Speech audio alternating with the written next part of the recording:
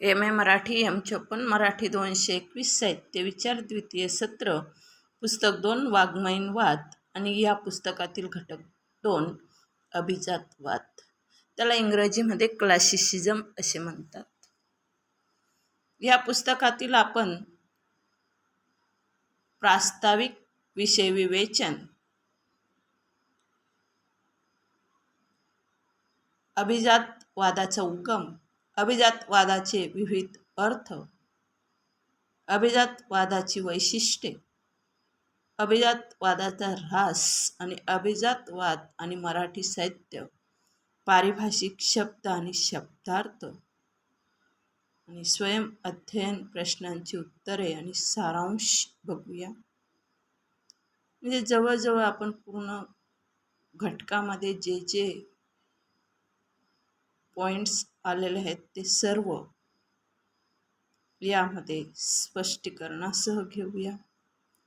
प्रास्ताविक. आपण व्यवहारात बोलताना अभिजात साहित्य असा शब्द वापरतो. श्रेष्ठ साहित्य या मोघम अर्थाने आपण तो वापरत असतो. साहित्य आणि समीक्षेच्या क्षेत्रात मात्र अभिजात, अभिजातवाद आणि अभिजातवादी या शब्दांना विशिष्ट अर्थ प्राप्त झाले आहेत. या सर्व संज्ञांचे अर्थ समजून घेणे साहित्याच्या आकलनाच्या दृष्टीने महत्त्वाचे ठरते. अभिजातवाद म्हणजेच क्लासिसिझम इंग्रजीत त्याला म्हणतात, कारण ही पाश्चात्य कला साहित्याच्या क्षेत्रात प्राचीन काळापासून चालत आलेली एक प्रवृत्ती वा विचार प्रणाली आहे. कला निर्मितीत पहिली प्रवृत्ती म्हणून अभिजातवादाचा विचार करावा लागतो. पाश्चात्य साहित्यात अभिजातवादी साहित्यिक किंवा अभिजातवादी साहित्याचे कालखंड दाखवता येतात, तसे मराठीत दाखवता येत नाहीत. पण अभिजातवादी प्रवृत्तीची काही लक्षणे काही साहित्यिकात दाखवता येतात. म्हणून अभिजातवादाचा उगम, विकास आणि ऱ्हास तसेच त्याचे वैशिष्ट्ये अभ्यासणे महत्त्वाचे ठरते. विषय विवेचन आपण बघूया. अभिजातवादाचा उगम. रेने बेलेक यांच्या मते क्लासिसिझम ही संज्ञा प्रथम इटली या देशात इसवी 1818 मध्ये वापरली गेली. त्यानंतर जर्मनी, फ्रान्स, रशिया या देशांमध्ये तिचा क्रमाने वापर करण्यात आला आणि इसवी 1831 मध्ये ती इंग्लंडमध्ये रूढ झाली.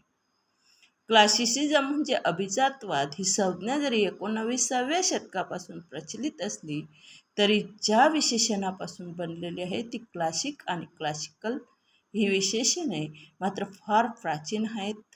या विशेषणांना वेगवेगळ्या कालखंडात वेगवेगळे अर्थ चिकटलेले दिसतात. वसंत पाटणकर आणि मसू पाटील यांनी Princeton Encyclopedia of Poetry and Poetics या कोशाच्या आधारे या विशेषणाचे 6 अर्थ स्पष्ट केले आहेत. ते पुढील प्रमाणे.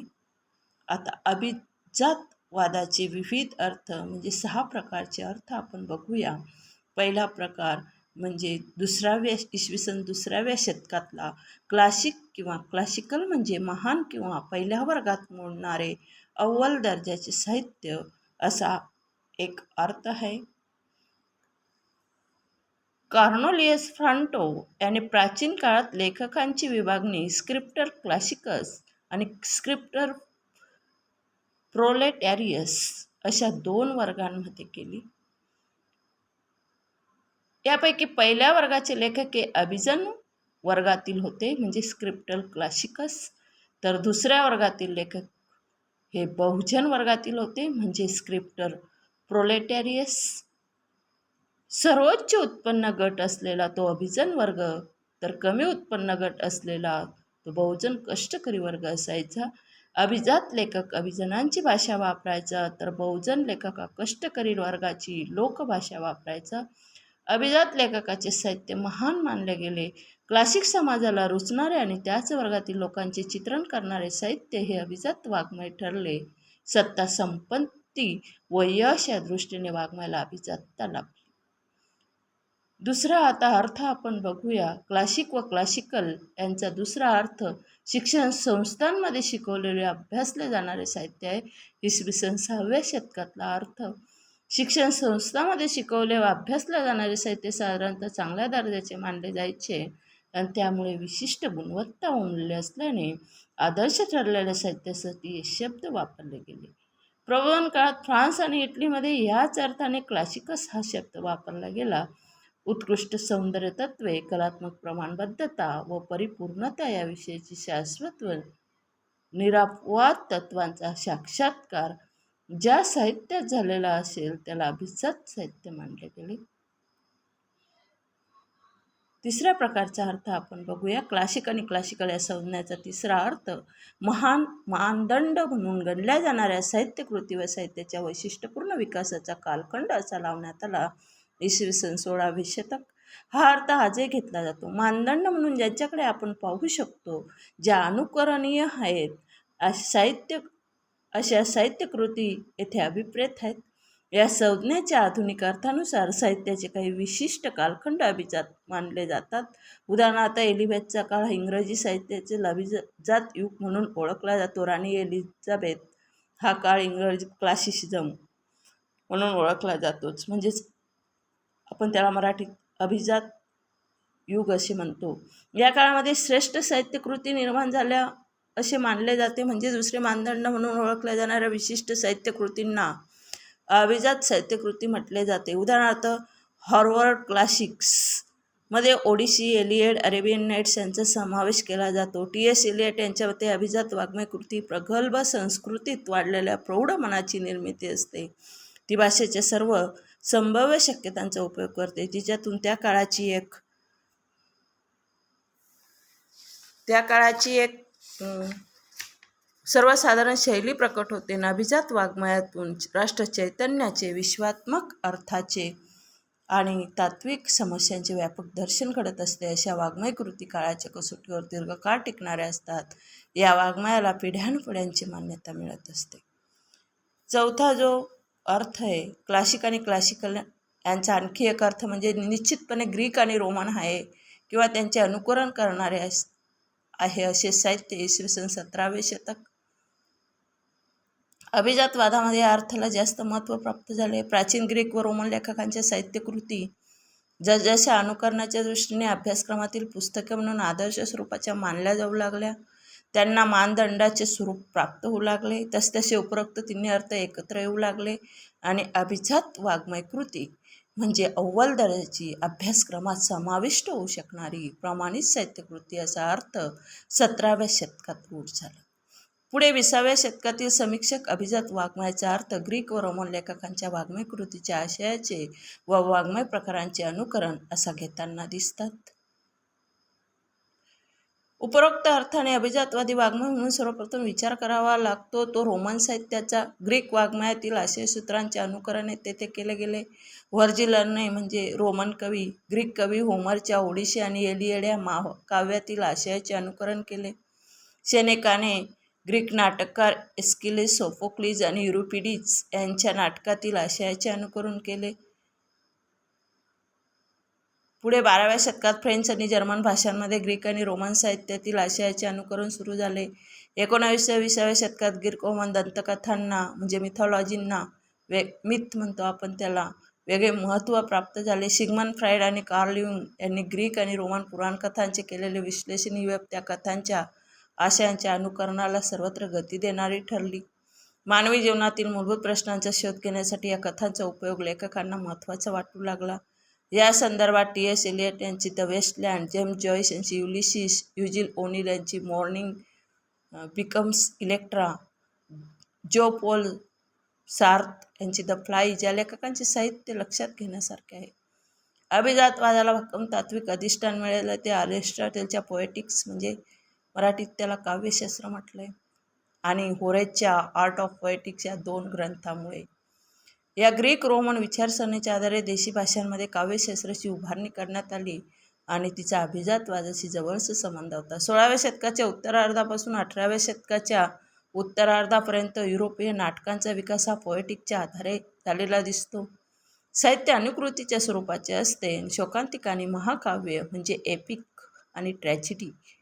शोकांतिका म्हणजे ट्रॅजेडी, एपिक म्हणजे महाकाव्य हे सर्व श्रेष्ठ वाङ्मय प्रकार आहेत.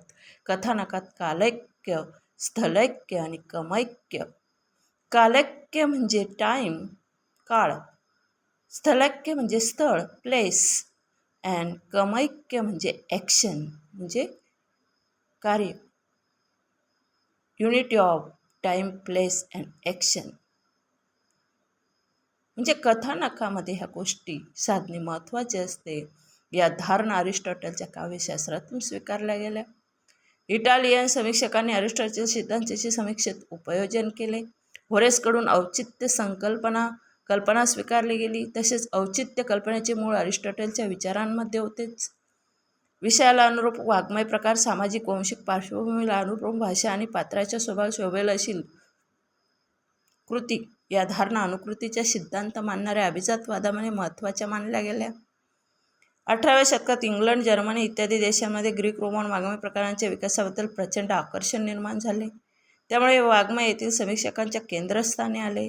मात्र या संदर्भातील मार्गदर्शनासाठी इतर देशांतील लेखक, फ्रेंच समीक्षक निकोलस बायल्यू यांच्या आर्ट फेमियेन 1674 या ग्रंथाचा उपयोग ते करीत होते. नव्या अभिजातवादाला निओक्लासिसिझम तो आधारभूत ग्रंथ होता. बायल्यूने होरेस प्रणीत प्रमाणबद्धतेची आणि अरिस्टॉटल रेग्युलर ट्रॅजेडीची तरफदारी केली. तिला देकारच्या विवेकवादाचे पाठबळ मिळाले आणि त्यामुळे बुद्धिनिष्ठेला महत्त्व प्राप्त झाले. कोणती गोष्ट अनुकृतीसाठी निवडायची या संदर्भात कवींनी बुद्धीकडून मार्गदर्शन घ्यावे असे मानले जाऊ लागले.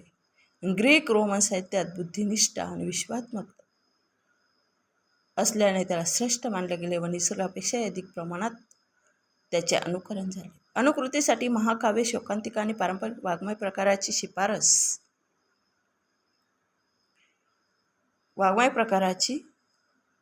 शिफारस केलेली दिसते, बायल्यूंनी केलेली आहे. आणि त्यांनी सांगितल्या नियमाप्रमाणे ग्रीक रोमन आदर्शाचे अनुकरण करणे म्हणजे अभिजातवाद असे जवळजवळ भर मानले जाऊ लागले. आणि जर्मनीभर मात्र रोमन साहित्यकृती जाणीवपूर्वक नाकारून किंवा ग्रीक साहित्यकृतीच्या अनुकरणावर भर दिला गेला. आता 5वा अर्थ अभिजातवादाचा, रोमॅन्टिसिझम.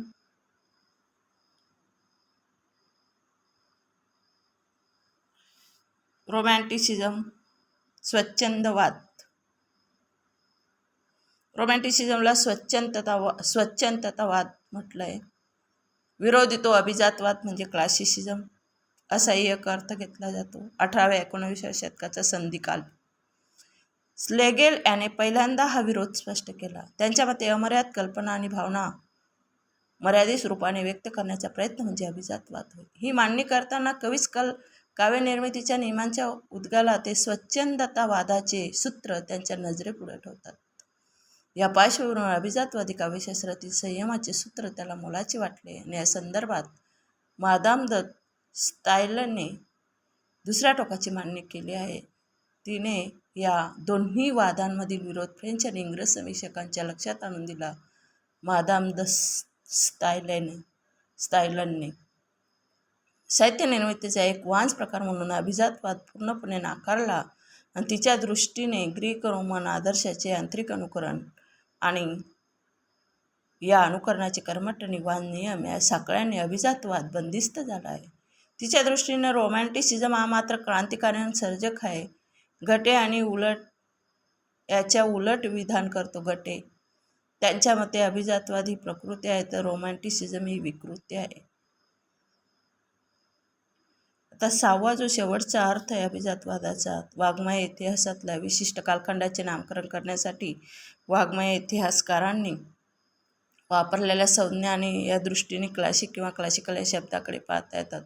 उदाहरणार्थ इसवी सन 1660 ते 1700 हा कालखंड फ्रेंच अभिजातवादाचा एक ठराविक अर्थ लावता येत नाही.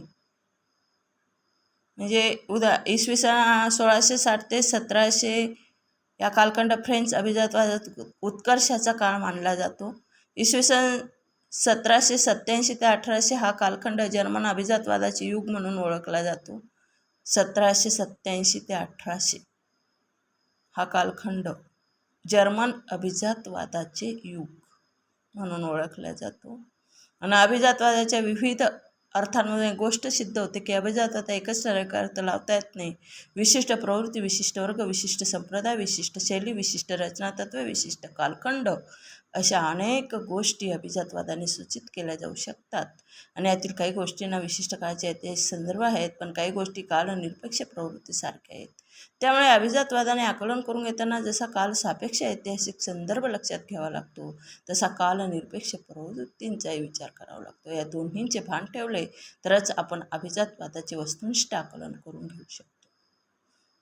प्रसाद, सुबोधता, संयमशीलता, कलाकृतीमधील अनुभव गुंतागुंतीचा न करता सरळ वाचकांपर्यंत पोहोचवणे, कलाकृतीच्या घटकांना महत्त्व न देत तिचा एकात्म परिणाम लक्षात घेणे या गोष्टींना अभिजातवादी महत्त्व देतात. भारदस्तपणा, प्रौढता, नियमबद्धता, रचनेतील सुसूत्रता, स्पष्टता, कमी अधिक घटना प्रसंग, व्यक्तींच्या आधारे अपेक्षित परिणाम साधणे या सगळ्या गोष्टी अभिजातवादी लेखकाची दृढदृष्टी व्यक्त करणाऱ्या आहेत.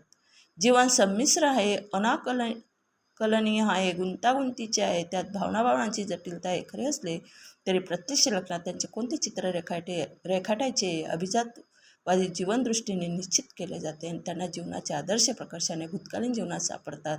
देवी देवकांचे जीवन, राजवाड्यांची चरित्रकथा आणि त्यातील उदात्तता आणि भावना व्यक्तीतील भारदस्तपणा आणि या लेखकाला अनुकरणीय वाटते. अभिजातवादाचे उपरोक्त विविध अर्थ लक्षात घेता मसू पाटील, वसंत पाटणकर, भालचंद्र खांडेकर या अभ्यासकांनी त्यांची लक्षणे पुढील प्रमाणे सांगितली आहेत. आता आपण अभिजातवादाची वैशिष्ट्ये बघूया. 9 वैशिष्ट्ये अभिजातवादाची. ती म्हणजे मी थोडक्यात सांगते ती 9 अभिजातवादाचे कोणते 9 वैशिष्ट्ये आहेत. तर पहिलं वैशिष्ट्य भूतकाळातील आदर्शांचे अनुकरण, दुसरं वैशिष्ट्य विवेकनिष्ठा आणि संयम, तिसरं वैशिष्ट्य वस्तुनिष्ठता, चौथं आदर्शीकरणावर भर, पाचवं प्रसाद आणि प्रमाणबद्धता, 6वं वैशिष्ट्य अभिजातवादाचं समतोल आणि समग्र विचार, 7वं वैशिष्ट्य औचित्य आणि नियमबद्धता, आणि 8वं वैशिष्ट्य परंपरा आणि व्यासंगाला महत्त्व, आणि 9वं जे अभिजातवादाचं वैशिष्ट्य आहे ते म्हणजे केंद्रस्थानी मानव. अशी 9 वैशिष्ट्य अभिजातवादाची ते आता आपण बघूया. पहिलं वैशिष्ट्य आहे अभिजातवादाचं भूतकाळातील आदर्शांचे अनुकरण. अभिजातवादामध्ये भूतकाळातील महान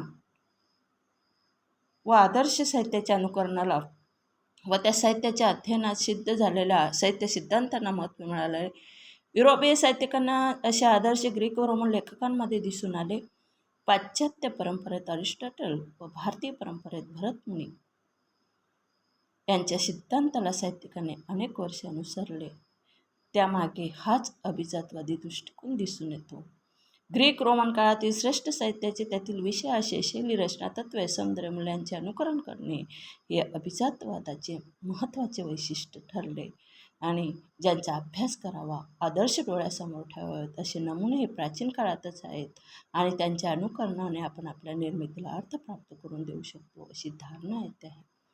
अभिजातवादी साहित्याने प्राचीनांचे अनुकरण करताना ते आशय आणि रूप या दोन्ही अंगांनी केले आहे. अभिजातवादाला आशयाची विश्वात्मकता, शाश्वतता, भव्यदात्तता यांना स्थान मिळाले आणि त्यामुळे सार्वत्रिक आव्हान, तात्विक स्वरूपाचे चिरंतन प्रश्न, राष्ट्रमनाचा आविष्कार ही आशयसूत्रे अभिजातवादात महत्त्वाची ठरली. व्यक्तीपेक्षा समाज चित्रणाला महत्त्व मिळाले, व्यक्तीच्या वेगळेपणापेक्षा समाजातील सखोलपणाला स्थान मिळाले. म्हणून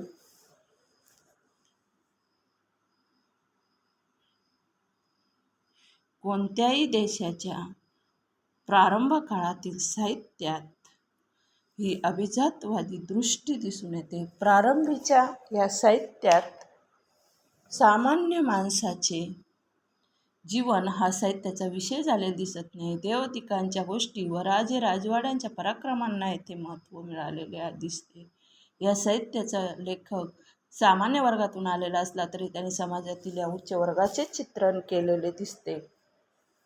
सामान्य लोकांसमोर आदर्श ठेवणे, त्यांना नीतिधर्माचे धडे देणे, कुतूहल कायम ठेवून त्यांचे रंजन करणे आणि जीवन रहस्यांचा उलगडा करणे या उद्दिष्टांसाठी अभिजातवादी लेखकांना हे विषय महत्त्वाचे वाटलेले दिसतात. दुसरं जे वैशिष्ट्य आहे अभिजातवादाचं ते विवेकनिष्ठा आणि संयम. अभिजातवादाचे मूळ ग्रीक वाङ्मयात आणि त्याच्या मुळाशी विवेकनिष्ठा या ग्रीकांमध्ये मान्यता पावलेला गुण आहे. ग्रीकांची कला ही संस्कृतीच्या उत्क्रांतीमधील एक परिणत अवस्था आहे. तत्कालीन ग्रीक समाजात विवेकनिष्ठा हे मूल्य चांगलेच रुजले होते व त्याचा परिणाम जीवनाच्या सर्व क्षेत्रावर पडला होता. त्यातूनच त्यांचा तर्कशास्त्र, तत्त्वज्ञान, निसर्गशास्त्र, राज्यशास्त्र, कला, स्वरूपशास्त्र इत्यादींचा जन्म झाला. या विवेकनिष्ठ वातावरणाने ग्रीक साहित्य व कला यांनी प्रभावित केले आणि मानवी समाजाच्या विकासामध्ये नैसर्गिक सहज प्रेरणा व विवेकशील जाणीव यांच्यातील ताण नेहमीच दिसून येतो. सुरुवातीच्या काळात ग्रीकांमध्ये अगदी बलवत्तर असलेल्या सहज प्रवृत्तीला नियंत्रित ठेवण्यासाठी त्यांनी विवेकाला महत्त्व द्यावे लागले आणि सामाजिक विवेकामुळे प्रचलित नीतिनियमांचे पालन, अभिरुची या गोष्टी महत्त्वाच्या ठरल्या. ग्रीक कथांमध्ये या बलवत्तर अशा सहज प्रेरणांनाच कधीकधी नीतीचे रूप प्राप्त झालेले दिसते. कारण ही सहज प्रेरणा जशी अनाकलनीय असते तशी ती नीती आंधळी असते. म्हणून ग्रीक साहित्य आणि कलांवर विवेकाचा सतत अंकुश दिसतो. अरिस्टॉटलच्या काव्यशास्त्रात अपरिहार्यता आणि संभाव्यता या विवेकाला जवळच्या तत्त्वांना मिळाले याचेही कारण हेच असावे. विवेक म्हणजे काय? विवेक बुद्धीने केलेला विचार, म्हणजे खूप चांगल्या पद्धतीने, चांगल्या गंभीरपणे केलेला विचार म्हणजे विवेक आपण त्याला म्हणू शकतो. बुद्धी वापरून केलेला विचार म्हणजे विवेक.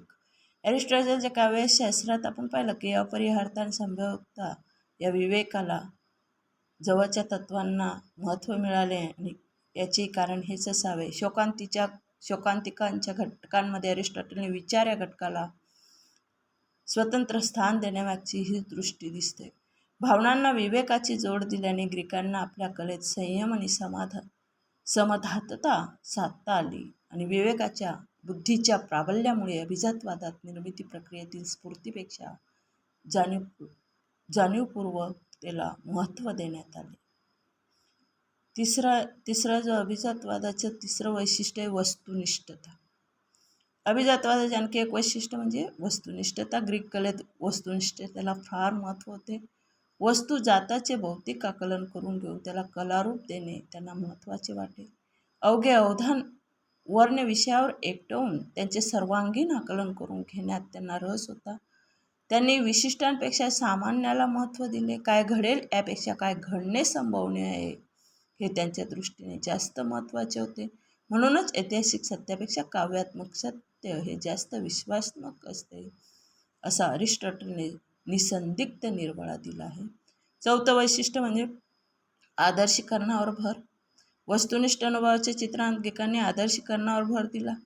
साहित्यकृतीमध्ये येणारी पात्रे काहीशी सदोष असली तरी सद्गुणांचा आदर्श म्हणून त्यांचे चित्रण करण्यावर ग्रीकांनी भर दिला. ते त्यांना महत्त्वाचे वाटले.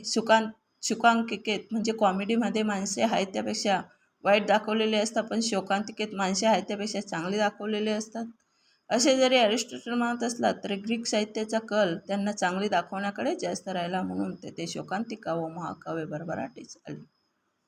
आदर्शीकरणामागे प्लेटोच्या विचारांचीही प्रेरणा होती. प्लेटोला सत्तत्वाकडे जाण्यास रस होता. वास्तवातील अपूर्णता कलेमध्ये पूर्णत्वास नेली पाहिजे असे ग्रीक लेखकांना वाटे.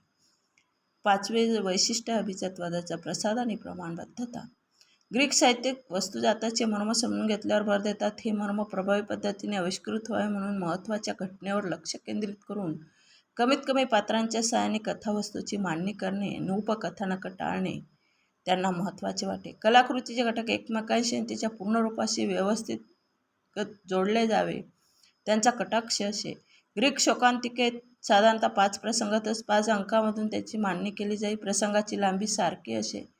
त्यातून व्यक्त होणारा सूर एकच असे. एकच छंद शेवटपर्यंत वापरला जाईल. अंकाच्या विभाजनासाठी रुंद गानाचा उपयोग होईल. प्रत्येक चरण आरंभ, मध्य, अंत यांची नियत झालेला असे. त्यामुळे संपूर्ण आकारमानात एक प्रमाणबद्धता येईल. ती गणितासारखी काटेकोर ठेवण्यावर त्यांचा भर असे. अरिस्टॉटलने शोकांतिकेला गंभीर स्वयंपूर्ण विशिष्ट आकारमान असलेल्या कर्माची अनुकृती म्हटले आहे. याच अर्थाने कलाकृतीची एकात्मता सजीव प्राण्यांच्या सेंद्रिय एकात्मतेसारखी असते आणि ही एकात्मता साध्य होय म्हणून कर्माची, स्थळाची आणि काळाची एकात्मता, unity of action, place and time, त्याने महत्त्वाची मानली आहे. त्याला स्थलक्य, कालक्य आणि कर्मैक्य असं आपण म्हणतो. म्हणूनच ग्रीकांच्या कलेमध्ये पराकोटीची प्रमाणबद्धता दिसून येते आणि अभिजातवादी दृष्टीमध्ये या प्रमाणबद्धतेला खूप महत्त्व आहे. 6वं जे वैशिष्ट्य आहे समतोल आणि समग्र विचार. ग्रीक लोक कोणत्याही गोष्टीचा विचार सामान्यपणे करीत परस्पर भिन्न किंवा प्रसंगी विरुद्ध गोष्टी ती लक्षात घेत.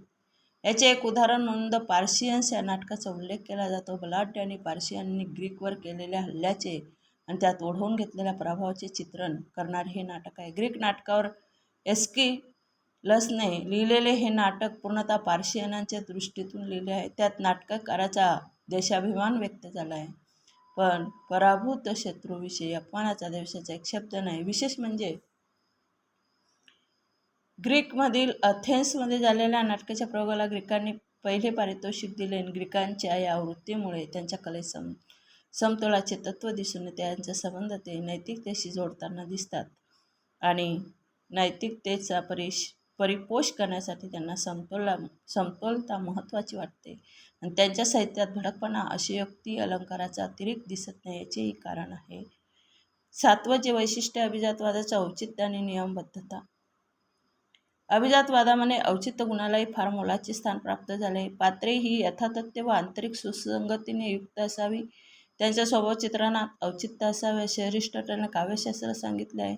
अभिव्यक्ती पद्धतीमध्ये औचित्य असावे. शैली असंस्कृत असूनही तो सुस्पष्ट असावी आणि दंडक असाही दंडक अरिस्टॉटलने घालून ठेवला आहे.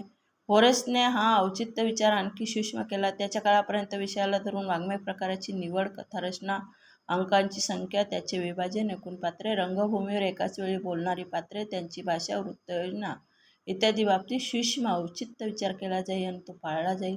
यातूनच पुढे कलेचे नियम निर्माण झाले. या नियमांच्या चौकटीत राहून परिपूर्णता साध्य करायची ग्रीक कलेचे ध्येयच ठरून गेले होते. ही परिपूर्णता सर्वोच्च असायची. त्यात काही टाकता यायचे नाही आणि यातून काही काढताही यायचे नाही. परिपूर्णता हे ग्रीक कलेचे प्राणतत्व मानले गेले आणि त्यामुळे पुढील काळातील अभिजातवादी लेखकांनी ग्रीक आणि रोमन कला विष्करांना परिपूर्ण म्हणून त्यांचे अनुकरण करण्यावर भर दिला. हे अनुकरण तंतोतंत व्हावे म्हणून त्यांनी प्रत्येक गोष्टीचे बारीक-सारीक नियम तयार केले आणि हे नियम त्यांनी अपरिवर्तनीय व आदेशात्मक मानले. 8वं अभिजातवादाचे वैशिष्ट्य आपण बघूया. परंपरा आणि व्यासंगाला महत्त्व.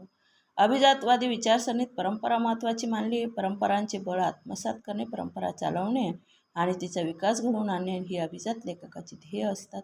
नाविन्यासाठी परंपरेचा त्याग त्यांना मान्य आहे. परंपरेत राहूनही नवीनता साध्य करणे अशी त्यांची निष्ठा आहे. नियम मोडले म्हणजे नवता येतेच असे त्यांना वाटत नाही. नवनतेला ते प्रतिभेचा धर्म मानतात. त्या धारणामुळे अभिजातवादात व्यासंग आणि अभ्यास यांना महत्त्वाचे स्थान मिळाले आणि या साधनांच्या द्वारा परंपरा आत्मसात केली जाते. नियमांच्या पालनाची शिस्त अंगी बाणवली जाते. असे झाले म्हणजे लेखकाच्या प्रतिभाला नियमात राहूनही नवीनता साध्य करता येते असे अभिजातवादी विचार प्रमाणित मानले जाते. परंपरा प्रियतेमुळे स्थितिशीलता हा अभिजातवादाचा विशिष्ट ठरतो. आणि शेवटचं 9वं वैशिष्ट्य अभिजातवादाचं म्हणजे केंद्रस्थानी मानव. ग्रीकांच्या भावविश्वात व विचारविश्वात मानवाला केंद्रीय स्थान आहे. त्यांनी मानवाच्या ठिकाणी परिपूर्णता पाहिली व त्यांच्या देहाचे सौष्ठव आणि मनाचे सौंदर्य यांच्या कलेतून आविष्कार केला. ज्या काळात इतर देश निसर्गातल्या विविध शक्तींनी, दैवी शक्तींनी आणि देवादिकांना साहित्यात महत्त्वाचे स्थान देत होते, तेव्हा ग्रीक कलावंत मानवी देह व भावभावनांना आपल्या कलेतून प्रकट करीत होते. होमरसारख्या ग्रीक महाकवीच्या महाकाव्यामध्ये देवदानवांची चित्रे आली असली तरी ती बरीचशी मानवी जीवनाचीच चित्रणे आहेत. अभिजातवादाची काही ठळक लक्षणे किंवा वैशिष्ट्ये आपण पाहिली. ज्या पाश्चात्य देशांमध्ये अभिजातवादी साहित्य निर्माण झाले त्या सर्व ठिकाणी या वैशिष्ट्यासारख्या प्रमाणात दिसतात असे मात्र म्हणता येत नाही. देश, काल, परिस्थितीनुसार या वैशिष्ट्यांमध्ये बदल झालेले दिसतात.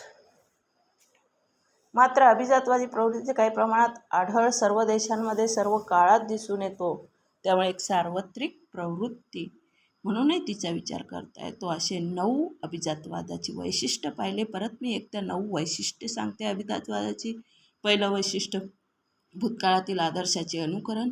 दुसरं विवेकनिष्ठा आणि संयम. तिसरं वस्तुनिष्ठता. चौथा आदर्शीकरणावर भर.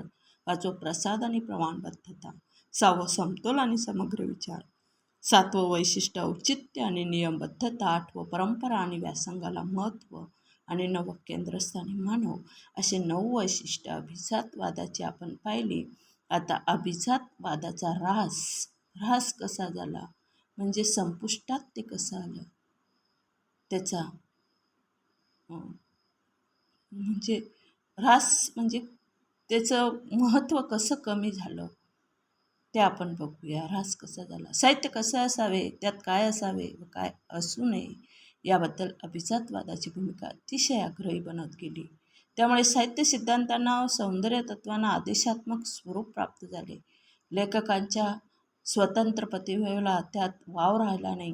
ग्रीक रोमन साहित्य अभिजात मानून त्यातील आशयाला रूपाला आदर्शांना अनुसरणाऱ्या 17व्या-18व्या शतकातील साहित्याला नव्य अभिजातवादी म्हणजे निओक्लासिसिझम, नव्या अभिजातवादीला इंग्रजीत निओक्लासिसिझम म्हणतात. आणि नव्या अभिजातवादीचा भर ग्रीक रोमन साहित्यकृतीचे अनुकर करण्यापेक्षा त्यांच्या साहित्यशास्त्रातील सिद्धांतांच्या अनुकरणावर अधिक होता.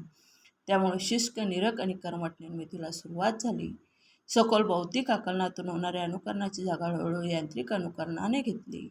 त्यामुळे नंतरच्या काळात अभिजातवादी साहित्याला नियम पालनाचे सांकेतिक स्वरूप येत गेले. विषय, आशय आणि अभिव्यक्ती याबाबत पुनरावृत्ती झाल्याने तोचपणा वाढला. आणि या संदर्भात मसू पाटील म्हणतात, हे लेखक प्रतिभेपेक्षा पांडित्यावर भर देणारे होते.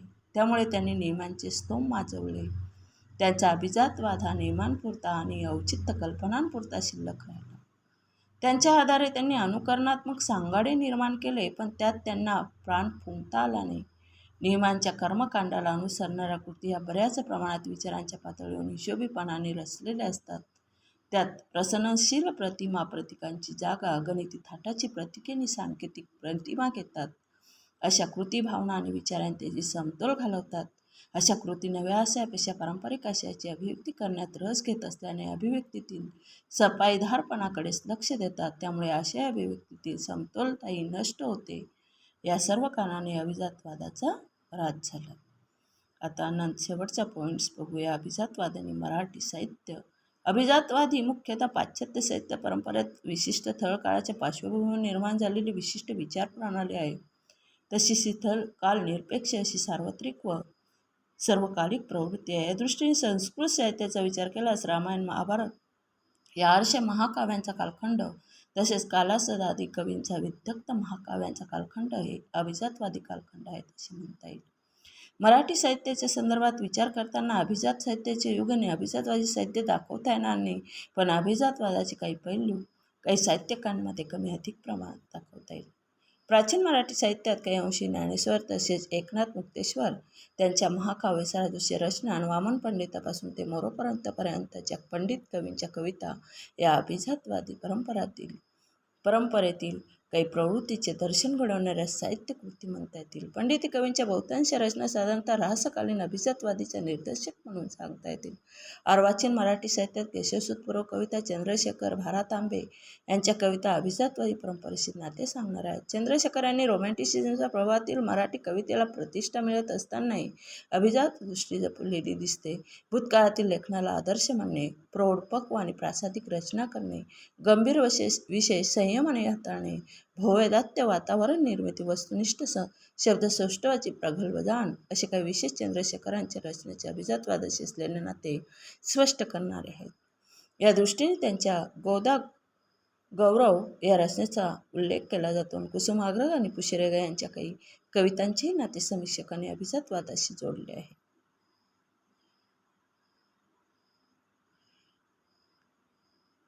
काही पारिभाषिक शब्दांशी अर्थ. क्लासिक म्हणजे अभिजात, क्लासिकल म्हणजे पण अभिजात, क्लासिसिझम म्हणजे अभिजातवाद. प्रसाद म्हणजे सोपेपणा, कालैक्य स्थळैक्य कर्मैक्य म्हणजे काळाची, स्थळाची आणि कर्माची एकात्मता. म्हणजे time, unity of time, place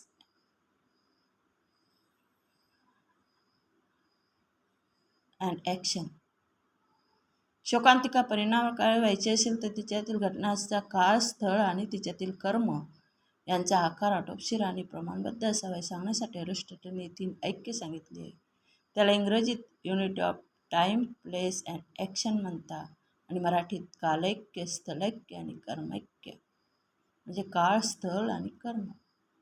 स्वयंअध्ययनाचे प्रश्न आपण घेऊया. अभिजातवाद म्हणजे क्लासिसिझम या संज्ञेविषयी लिहा. अभिजातवाद क्लासिसिझम संज्ञा प्रथम इटली या देशात 1818 इसवी सन 1818 वापरली गेली असे रेने वेलेक यांचे मत आहे. त्यानंतर जर्मनी, फ्रान्स, रशिया या देशांमध्ये तिचा वापर करण्यात आला आणि इसवी सन 1831 ती इंग्लंडमध्ये रूढ झाली. दुसरा प्रश्न आहे, स्वयंअध्ययनाचा अभिजातवादाचे विविध अर्थ थोडक्यात सांगा. महान आणि पहिल्या वर्गात मोडणारे अव्वल दर्जाचे साहित्य, शिक्षण संस्थांमध्ये शिकवले जाणारे साहित्य, साहित्याच्या वैशिष्ट्यपूर्ण विकासाचा कालखंड, ग्रीक रोमन साहित्य, स्वच्छंदवादाचा विरोधी म्हणजे रोमॅन्टिसिझमचा विशिष्ट कालखंडाचे नामकरण करण्यासाठी वाङ्मय इतिहासकारांनी वापरलेली संज्ञा. तिसरा स्वयंअध्ययनाचा प्रश्न, अभिजातवादाची वैशिष्ट्ये सांगा. भूतकाळातील आदर्शांचे अनुकरण, विवेकनिष्ठा आणि संयम, आदर्शीकरणावर भर, प्रसाद आणि प्रमाणबद्धता, समतोल आणि समग्र विचार, औचित्य आणि नियमबद्धता, परंपरा आणि व्यासंगाला महत्त्व आणि केंद्रस्थानी मानव. चौथा प्रश्न, अभिजातवादी कशाला महत्त्व देतात. प्रसाद, सुबोधता, संयमशीलता, कलाकृतीमध्ये अनुभव गुंतागुंतीचा न करता सरळ वाचकांपर्यंत पोहोचवणे, कलाकृतीच्या घटकांना महत्त्व न देता तिच्या एकात्म परिणाम लक्षात घेणे, या गोष्टींना अभिजातवादी महत्त्व देतात. आता शेवटचा सारांश आपण बघूया या घटकावरील. अभिजातवादी पाश्चात्य कला साहित्य क्षेत्रात प्राचीन काळापासून चालत आलेली एक प्रवृत्ती आणि विचार प्रणाली आहे.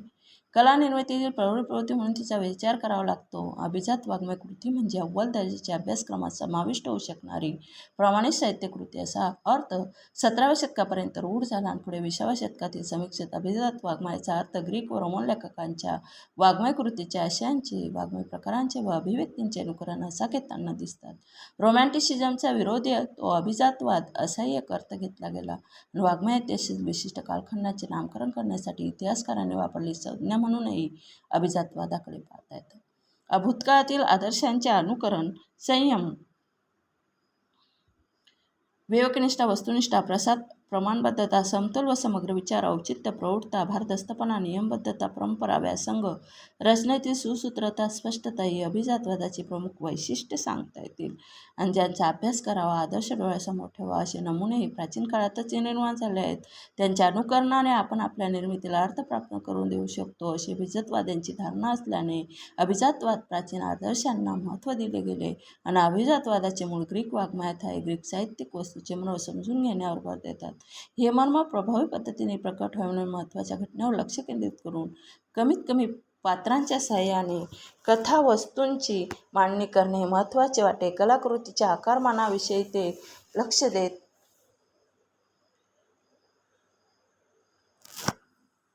त्यामुळे अभिजातवादात प्रसाद आणि प्रमाणबद्धता या गुणांना महत्त्वाचे स्थान मिळाले. अभिजातवादात औचित्य गुणालाही महत्त्व आहे. त्यामुळे पात्र ही आंतरिक सुसंगतीने युक्त असावी, त्यांचे स्वभावचित्रणात औचित्य असावे महत्त्वाचे मानले गेले आणि विषयाला धरून वाङ्मय प्रकारची निवड, कथारचना, अंकाची संख्या, त्याचे विभाजन, एकूण पात्रे, रंगभूमीवर एकाच वेळी बोलणारे पात्रे, त्यांची भाषा, वृत्त, योजना या सर्वांमध्ये औचित्य पाळले जाईल. शोकांतिके, सुखांतिकेसारखे व हास्यविनोदाचे प्रसंग दाखवणे अनुचित समजले जाईल. पुढे याच गोष्टींचा अतिरेक होऊन अभिजातवादाचा राज झाला. परंपरा, नियमबद्धता, प्राचीन आदर्शांचे अनुकरण यांचे महत्त्व एवढे वाढले की मानवी प्रतिभेच्या स्वतंत्र आविष्काराला जागा राहिली नाही. सांकेतिकता, पुनरावृत्ती, नाविन्याचा अभाव यामुळे अभिजातवाद क्षीण झाला. नियमांचे स्तोम माजवणे, साहित्यांना, सिद्धांतांना आदेशात्मक रूप देणे, सखोल बौद्धिक आकलनातून होणाऱ्या अनुकरणाची जागा यांत्रिक अनुकरणाने घेतली आणि विषय, आशय, अभिव्यक्ती यामध्ये पुनरावृत्ती होणे आणि यामुळे अभिजातवादाचा राज झाला आणि परिणामतः रोमॅन्टिसिझमचा म्हणजे स्वच्छंदतावादाचा उदय झाला मराठी साहित्यात अभिजातवादी साहित्य किंवा अभिजातवादी युग दाखवणे कठीण आहे. मात्र अभिजातवादाची काही लक्षणे काही साहित्यकाच्या लेखनात कमी अधिक प्रमाणात दाखवतात. असं ज्ञानेश्वर, एकनाथ मुक्तेश्वर, वामन पंडित, मोरोपंत यांच्या लेखनात अभिजातवादाचे काही पैलू दिसतात. अर्वाचीन मराठी चंद्रशेखर भारतावे, पुशिरेगे, कुसुमाग्रज यांच्या काही रचनेतही ते अभिजातवादाशी जोडले गेले आहेत.